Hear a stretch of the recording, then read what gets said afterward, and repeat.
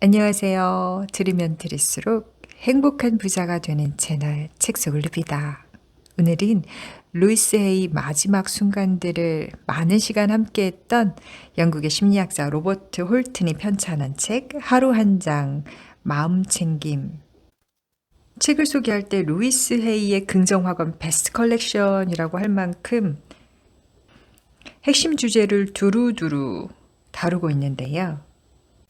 그녀의 수십 권에 달하는 책 중에서 10가지 가르침 목록을 한번 공유해 볼까 합니다. 첫째, 미러 워크, 거울을 보라.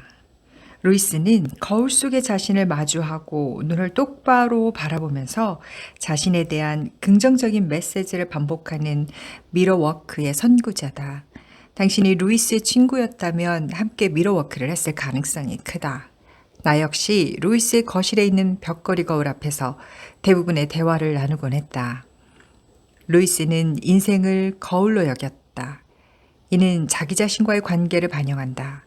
우리가 스스로를 비난하거나 부끄러워하지 않고 거울을 바라볼 수 있다면 그 안에서 진정한 자아를 발견하고 자신을 용서하며 타인을 더 다정하게 대하고 인생이 우리를 사랑하도록 허락할 수 있다. 루이스는 미러워크가 자기애를 가로막는 장애물을 없애는 가장 빠르고 효과적인 방법이라고 추천하며 이런 글을 남겼다. 사람들이 어떤 문제를 안고 날 찾아올 때 난 그 문제가 건강 악화건, 금전적 궁핍이건, 불만스러운 관계건, 억압된 창의력이건 신경 쓰지 않는다. 내가 공을 들이는 부분은 딱 하나, 자신을 사랑하는 일뿐이다. 그녀는 누구나 하루 한 번씩 거울을 들여다보면서 사랑해, 널 정말 사랑해 라고 말해야 한다고 독려했다. 부끄러워하지 마세요. 그녀는 이렇게 말하곤 했다. 이건 인생은 널 사랑해를 조금 다르게 표현한 것 뿐이니까요.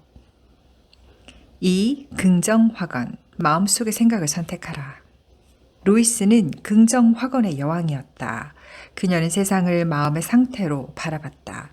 루이스는 치유에서 우리가 다루는 건 하나의 생각이고 생각은 언제든 바뀔 수 있다고 썼다.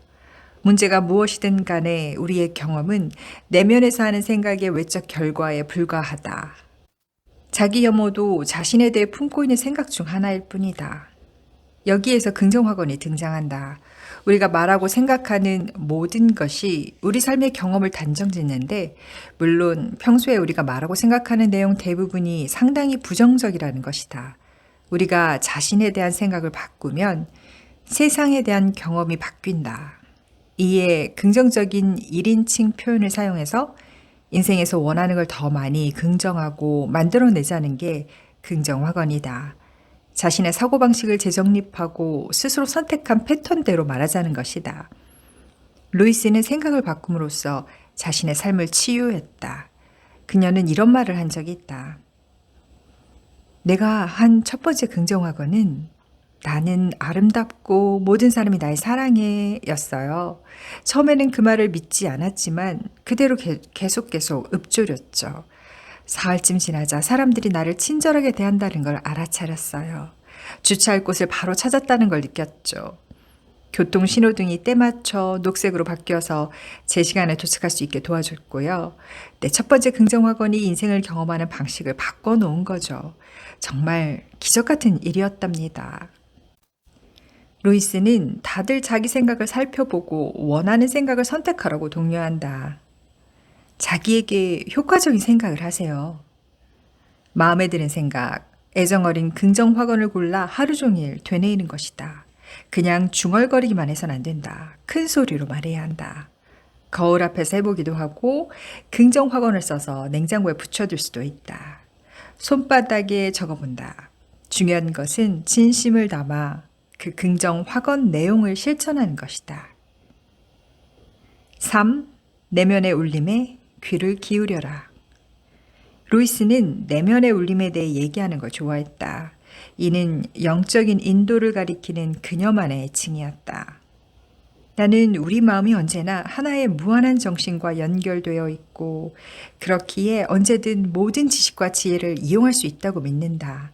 우리는 내면의 불꽃, 고귀한 자, 내면에 존재하는 힘을 통해 우리를 창조한 무한한 정신 및 세상의 힘과 연결된다. 루이스는 한 책에서 이렇게 썼다. 루이스는 인도된 삶을 사는 법을 배웠다. 그녀는 자기 내면의 울림을 믿었다. 영적인 길에 처음 발을 디딘 이후 나는 그 무엇도 통제할 수도 없고 또 통제할 필요가 없다고 느꼈다. 인생은 언제나 내게 필요한 것들을 가져다 줬다. 나는 그저 내 앞에 나타나는 것들의 반응을 보이기만 하면 됐다. 루이스가 또 다른 저서에서 한 말이다. 루이스가 가장 좋아하는 영적 실천 방법 가운데 하나는 거울 앞에서 조용히 앉아 내면의 울림과 연결된 다음 오늘은 내게 무엇을 알려줄래? 라고 묻는 것이다. 4. 모든 사람의 모든 것을 용서하라. 루이스 헤이는 어떻게 루이스 헤이가 될 수 있었나요? 그녀와 인터뷰를 하면서 이런 질문을 한 적이 있다. 이때 그녀는 용서라는 한마디로 대답했다. 루이스는 기적 수업이라는 책을 읽으며 그 책의 용서에 관한 가르침에서 많은 영감을 받았다. 이후 그녀는 용서를 강조해왔고 한 책에서 내게 상처 입힌 사람들을 용서하지 않았다면 지금의 나는 없었을 것이다. 그들이 과거에 내게 한 일 때문에 오늘 내 자신에게 벌을 주고 싶지는 않다고 썼다.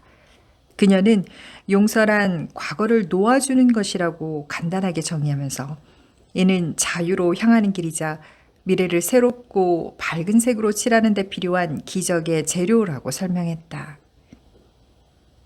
5. 오늘을 감사하라. 루이스에게 감사란 특별할 때만 치르는 의식이 아니라 일상적인 영적 실천 중 하나였다. 그녀는 매일 아침 눈을 뜨면 밤새 잠을 잘 자도록 도와준 침대에게 감사하는 일부터 시작했다. 그리고 하루 종일 정성스럽게 감사를 실천했다. 내가 인상 깊었던 건 루이스가 잘 작동하는 컴퓨터나 자동차, 주전자 등 무생물에게 감사하던 모습이었다. 그녀는 감사하는 마음을 기억하면 하루를 더 즐겁게 보낼 수 있다고 내게 말했다. 루이스는 감사가 곧 긍정확언이라는 걸 알고 있었다. 감사하면 할수록 감사를 느낄 이유를 더 많이 찾아낼 수 있다며 여러 해 동안 감사 일기를 썼다. 밤에는 잠자기 직전에 하루를 돌아보면서 그날 한 모든 경험을 축복하며 감사했다.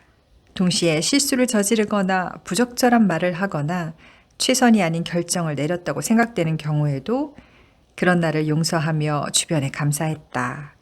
루이스가 자신의 책에서 한 말이다. 6. 자기 몸을 돌보라.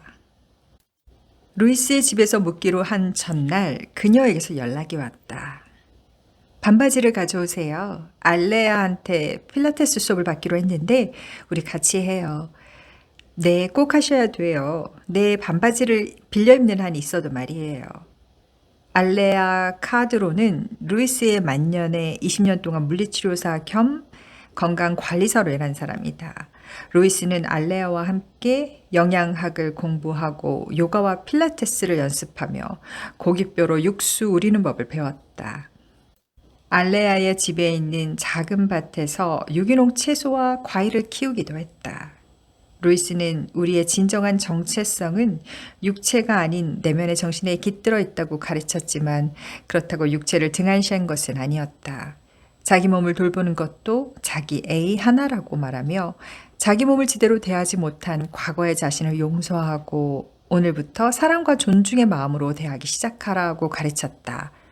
루이스가 가장 좋아하는 긍정 확언 중 하나는 자기 몸의 메시지에 사랑으로 귀를 기울이는 것이다.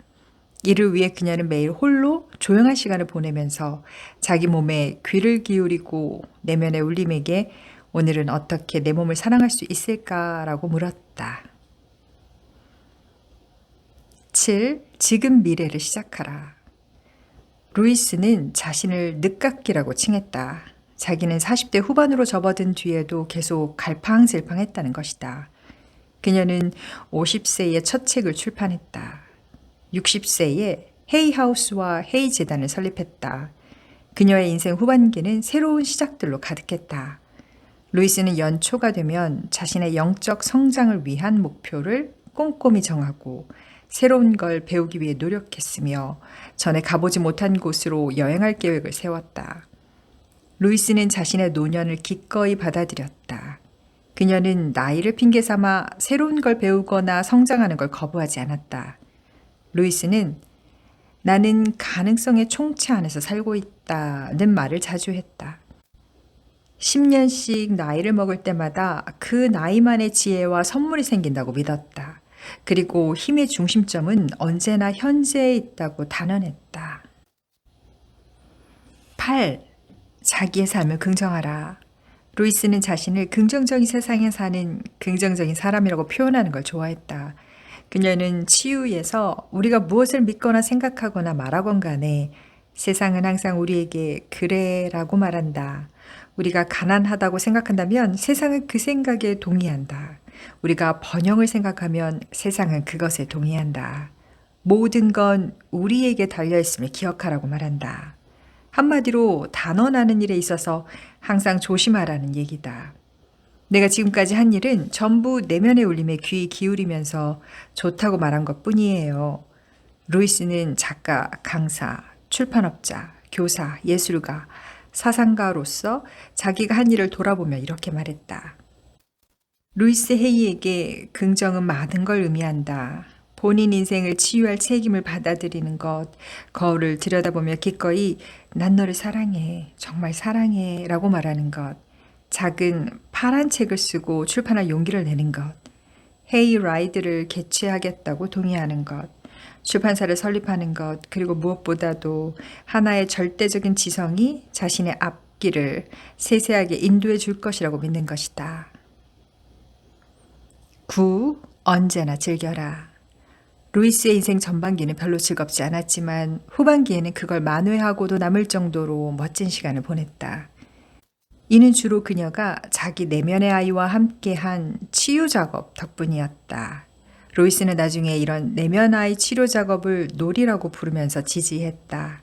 그녀는 우리가 성숙하고 현명한 어른으로 성장하려면 내면의 아이를 기꺼이 사랑해야 한다고 가르쳤다.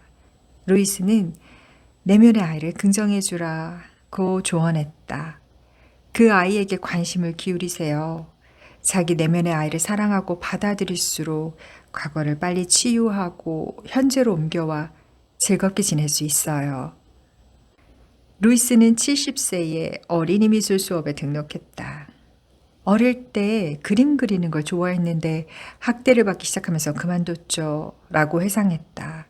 75세에는 성인반 미술 수업을 받았다. 그 후 10년 동안 루이스는 지역 예술가인 린다 바운즈를 비롯해 몇몇 미술 교사들과 함께 일했다. 그리고 87세 때 캘리포니아 비스타 중심에 있는 메인 스트리트 갤러리의 아트비트에서 첫 번째 공개 전시회를 열었다. 그 전시회는 큰 인기를 끌었다. 원래 계획은 2주였지만 6주로 연장되었고 수백 장의 그림이 팔렸는데 그림마다 루이스가 직접 서명했고 모은 돈은 전부 헤이 재단에 기부됐다. 10. 인생이 당신을 사랑하게 하라. 루이스가 오프라 윈프리 쇼에 마지막으로 출연했을 때 오프라가 루이스에게 변화하거나 성장하기에 너무 늦었다고 생각하는 사람에게 어떤 충고를 해주고 싶으냐고 물었다. 루이스는 단호하게 말했다. 다시 생각해 보세요. 오랫동안 어떤 것을 믿어왔다고 해서 언제까지나 그 믿음이 유지돼야 하는 건 아니에요. 당신을 지지하고 고양시키는 생각을 하세요. 인생이 당신을 사랑한다는 걸 깨달아야 합니다. 그리고 당신이 인생을 사랑하면 이런 멋진 일이 계속될 거예요. 인생은 당신을 사랑한다는 루이스의 대표적인 긍정 확언이다. 이는 그녀의 인생과 업적을 가장 잘 나타내는 핵심적인 생각이다. 책 사인회를 열면 수백 명이 줄을 서서 기다리는 중에도 루이스는 부지런히 책마다 인생은 당신을 사랑합니다 라고 서명했다. 이메일을 마무리할 때도 인생은 당신을 사랑합니다 라고 서명했다. 전화나 스카이프를 통화를 끝낼 때도 인생은 당신을 사랑한다고 말했다. 이때 인생은 항상 대문자 L로 시작한다. 모든 일 뒤에서 작용하는 하나의 무한한 지성을 가리키는 것이다. 하지만 인생은 당신을 사랑한다는 단순한 긍정 확언 이상의 의미가 있다. 이 말은 우리가 인생을 사랑할수록 인생도 우리를 사랑하게 된다는 기본적인 신뢰의 철학을 가리킨다. 이 신뢰의 길에 첫걸음을 내디디려면 먼저 기꺼이 사랑을 받아들여야 한다. 자신을 더 사랑함으로써 진정으로 서로를 더 사랑할 수 있다. 그렇게 해서 우리는 온 마음을 다해 나는 인생을 사랑하고 인생은 나를 사랑해 라고 긍정 확언할 수 있는 사랑스러운 존재가 되는 것이다. 날마다 하루 한 장 부담스럽지 않은 분량으로 나의 마음을 따뜻하게 챙겨줄 수 있는 책입니다. 오늘 하루도 이 한 권의 멋진 책으로 여러분의 삶을 이루고 누비고 즐기세요.